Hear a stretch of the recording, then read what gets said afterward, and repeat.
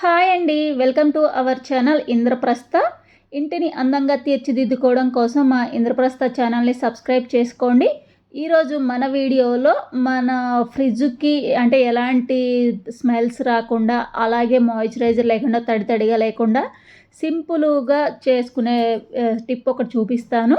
ఇదిగోనండి, ఇవి వచ్చేసి మనము రెగ్యులర్గా డిష్ వాష్ అంటే గిన్నెలు తోముకోవడానికి స్పాంజులు అవి కొంటూ ఉంటాం కదా.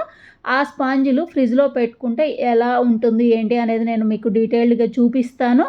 వీడియో ఎక్కడ స్కిప్ చేయకుండా చూడండి. ఈ స్పాంజెస్ మనకి బయట ప్యాకెట్స్ అలా దొరుకుతాయి కదండి.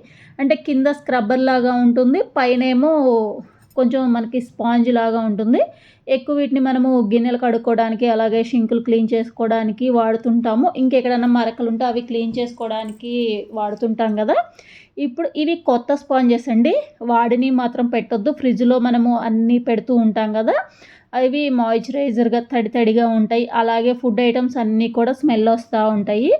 అలా రాకుండా మనము ర్యాక్ ఒకటి ఇలాంటి చిన్న ఇవి చిన్నగానే ఉంటాయి కాబట్టి మనము ఫ్రిడ్జ్లో ఒక 2-3 ఈ స్క్రబ్బర్స్ పెట్టుకున్నాం అనుకోండి, స్పాంజ్ ఇవి మనం ఫ్రిడ్జ్లో ఉన్న స్మెల్ అంతా లాగేస్తాయి.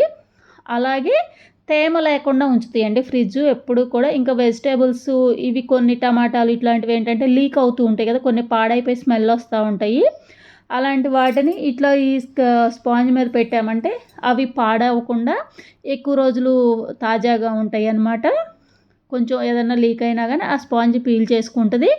ఇవి మనము ఒక 1 వీక్ అట్లా తీసి మళ్ళీ రీయూజ్ చేసుకోవచ్చు అండి. వీటిని వాష్ చేసుకోవచ్చు. మనకి ఒక్కసారి పెట్టుకున్నామంటే చాలా రోజుల వరకు పనిచేస్తాయి.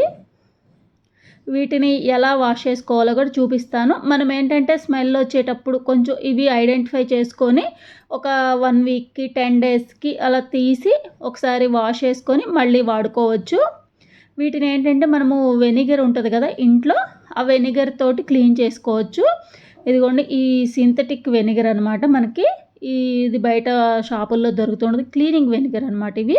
వీటితోటి కొంచెం మనము ఈ స్పాంజెస్ మీద స్ప్రే చేసేసుకొని మైక్రో ఓవెన్లో పెట్టినా కానీ అది కూడా క్లీన్ అయిపోతుందండి.